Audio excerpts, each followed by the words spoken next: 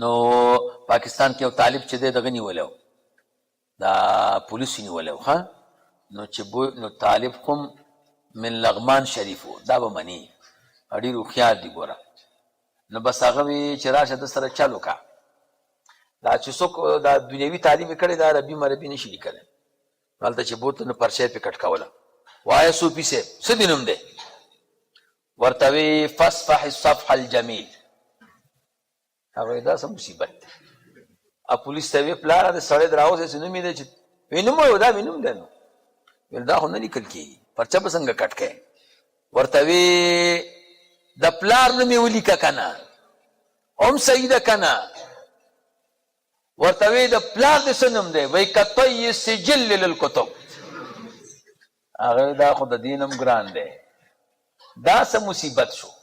ورته وی د کلي نوم یې ولیکه، پروا نه کوي خو پرچه پې کټ کا. وی د کم کلي؟ وی در یوقدو. وی ځه ورک شه مړه. طالبان به منې ګوره، زبردست چل ورځي. دې وجې نه الله پاک ورته موسمونه څلور برابر کړي. څو؟ څلور. اوړی چې دی دا د ګرمۍ توازن برابروي. که بدن د یخ شوی که نه نو به دا ورله چارج ورکوي، بس هلته توله برابر شي. او منی چې دی دا د هوا توازن برابروي. او ژمی چې دی دا د اوبو توازن برابروي. او پسرلی د خاورې توازن برابروي. څه کوي؟ دې وجې نه الله تعالی دا خوراکونه هم څلور قسمه پیدا کړو.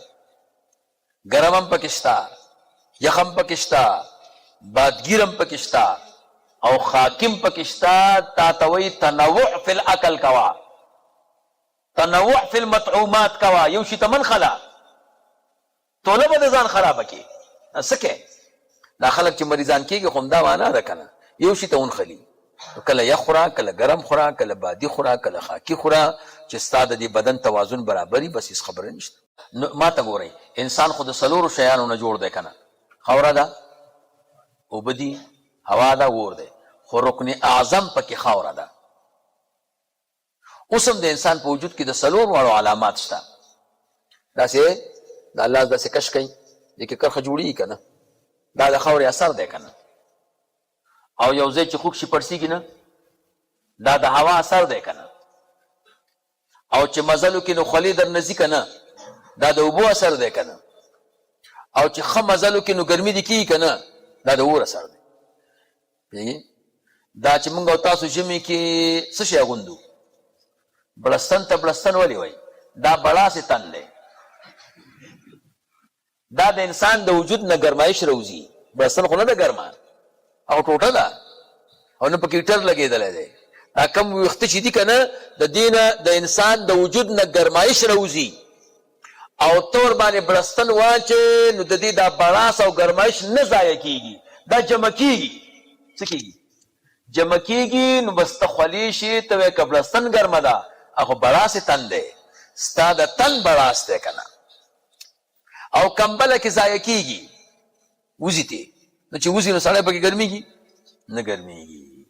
نو دا د اور اثر دی که نه. څه دی؟ د اور اثر دی. راځه نو څلور واړه پکې ښکاري ښه. او د دې توازن ضروري دی. څه دی؟ څوک چې توازن صحیح وساتي بیا نه مریضان کېږي. نو جهنم و دروازې دي ښه. د ټولو نه سر کې اولنۍ چې سړی ورځي که نه، الله هم دې ته وساتي. نو دا اولنۍ طبقه چې د هغې ته جهنم وایي ښه، دا لعصات المؤمنین، مؤمنانو کې چې صحیح. راځه ورپسې لږ ښکته هغلته لظا دی، دې کې به یهود اوسېږي.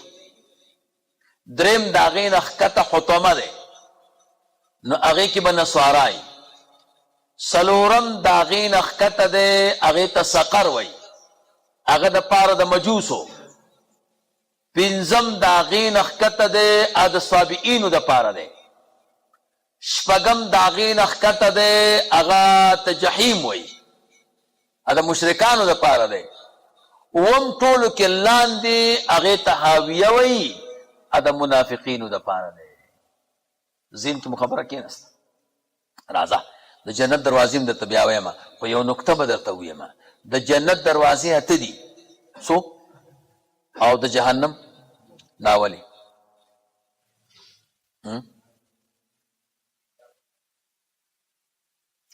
خو اته ځکه دي چې یو د روژهدار به یو د لمونځ کوونکي یو د صدقې دی پوهېږې یو د مجاهد دپاره دی خو اته ولې دي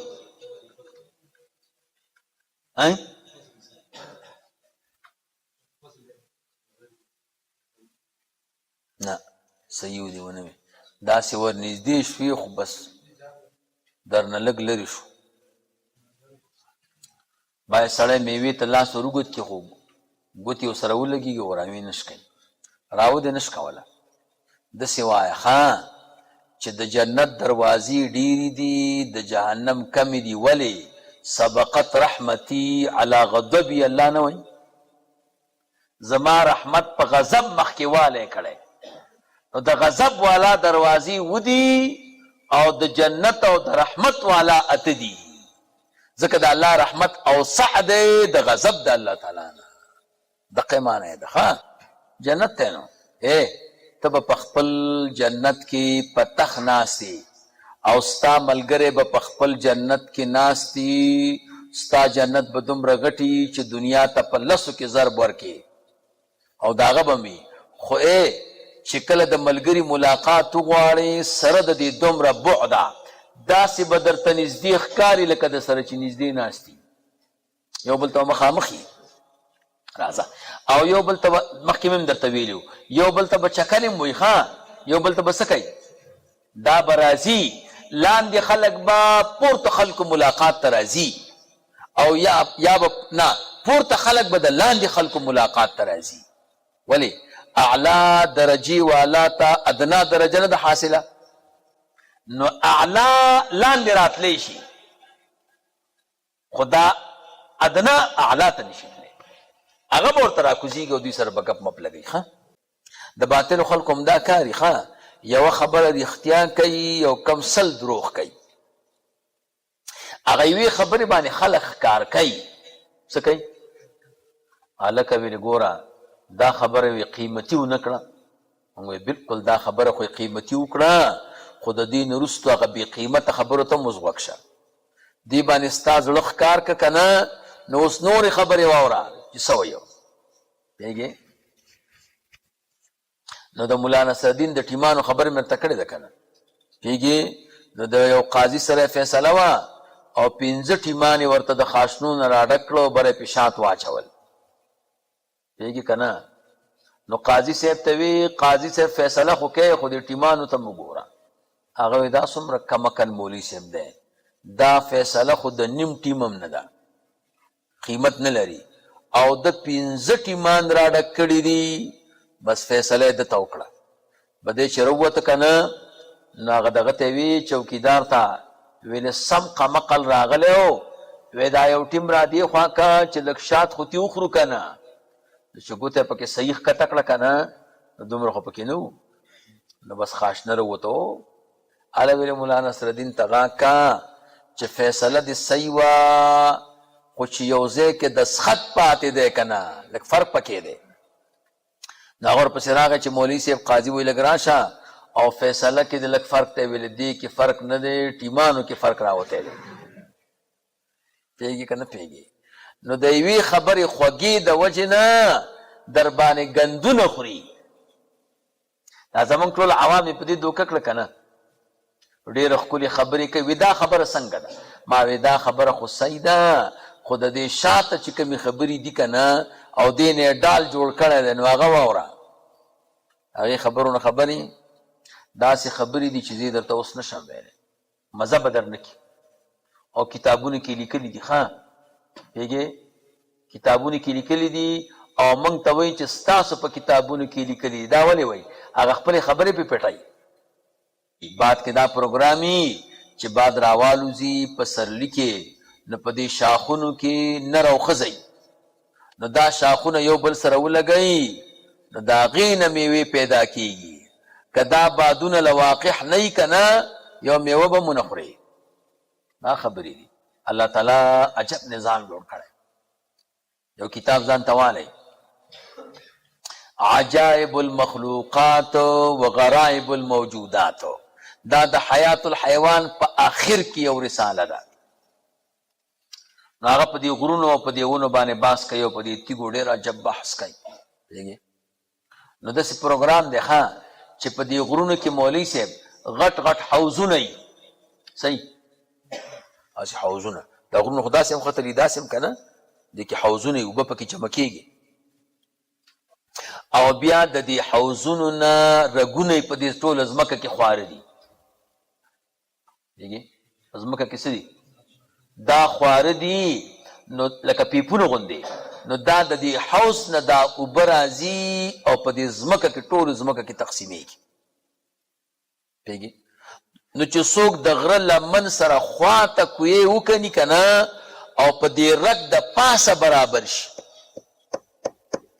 دې غټ رګ نه دی په دې برابر شي نو دا اوبه بیا په خپله راخیږي. زمونږ کلي کې داسې وکړه خلکو اوبه خپله راختي که نه راختي، نو دې غټ رګ باندې چې دا ستا برمه برابره شي که نه به دې نه بیا اوبه په خپله راخیږي. ولې؟ هغه غر تې اوچت دی که نه دی او اوبه چکې دي او دا ستا دغه چې دي که نه دا کویې دا ښکته دی نو خو ضرور تې اوبه ځي په خپله. او که وړو وړو رګونو د پاسه ورغله نو هغې کې خو دومره پریشر نه وي، زور نه وي که نه، نو بیا به یې ته راخیږي خپله نه راخیږي. پوهېږي؟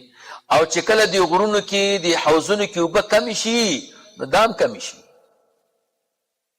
نو بیا به اوبو پسې لاندې ځي ځکه دا غټ رګ کمزوره شو، وړو رګونو کې اوبه شته په غټ پیپ کې نه راځي نو هغې دپاره به لاندې ځي بیا نه راخیږي او لاندې به اوبه را پیدا کړي. داسې الله تعالی عجب نظام جوړ کړی. راځه زمونږ او ستاسو دین خدا دی چې لاندې اوبه ځمکه کنده کې لاندې تر لاندې اوبه دي، اوبه نه دي ټوله وچه ده، دا په دې رګونو کې اوبه راځي. نو د غرونو یو فایده دا ده چې د ځمکې توازن یې برابر کړی. کوم ځای چې سپک ولته الله غر جوړ کړی بس هغې توازن برابر دی خوځي نه. او دویمه فایده یې دا ده چې دا مراکز د اوبو دي که نه، چې غرونه نه وي خو بس کار خرابه دی. نو په سبا کې غر وښه او زه مدرسې نه راتلم هغوی غر کې کار کوم، څه کوئ؟ ویلې مونږ خو د دې نه تیږې وړو، دا خو تاسو غلط کار کوئ، تاسو خو توله د دې پیر سبا خرابوئ، دا غر به ترې لرې کې راکوږ بشي، تاسو خو ظالمان یې. نږدې والی هم دومره غوسه ناک و، ویلې ځه توله خرابوم. ما دا خدای پاک دلته غر ولې جوړ کړی؟ خو دا ځای لږ سپک و، دا چې ته اوس توباسي به شی به کوږ شي بیا ګرځئ.